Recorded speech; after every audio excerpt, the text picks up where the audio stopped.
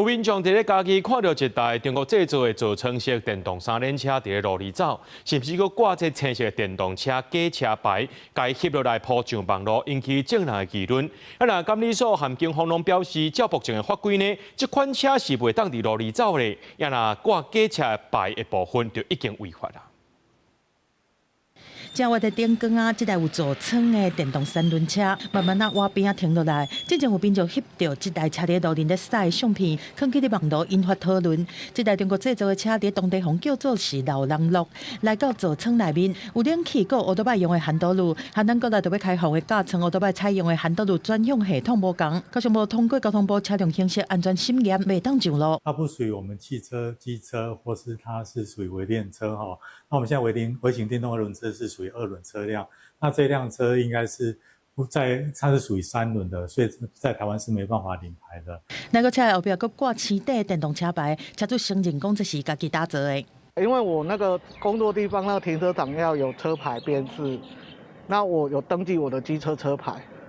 那我就想說，那我弄一個牌子，讓它辨識我上下班進出可以。該車車尾懸掛亞克力號牌，外觀足以使人誤信為監理站發行號牌，構成行使偽造號牌。車主講，這台車是2022年聯絡中國在買的人，對方介紹伊轉甲台灣的業者買，進口的時陣閣有納關稅。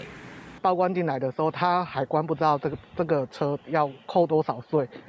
所以呢，這個大概壓了3萬多還是5萬的稅金在那邊，然後到最後核定的結果是1萬4還是2萬4，我忘記了。不過，關務署對車主的講法是表示保留，講會進一步來查明是安怎進口的。因為目前中國製造的重型奧多拜，規台車含引擎攏屬袂當輸入的項目。之前嘛有業者是對中國進口重型奧多拜的零組件分配輸入台灣，才佇國內組裝。經濟部貿易署和財政部關務署這機構佫成立聯合小組去查緝，靠車而且追查輸入的管道。海關在貿易管理政策上呢，我們就會配合國貿署的相關規定，發動聯合查緝。國務署嘛表示講，目前中國製的小客車規台車底盤和奧多拜的規台車引擎等等，攏屬袂當輸入的物品，有進口需求的，必須申請專案輸入，而且經過貨品的主管機關審核，符合專案輸入的條件，親就是少量特殊需要，還是國內無產製才會當來進口。記者綜合報道。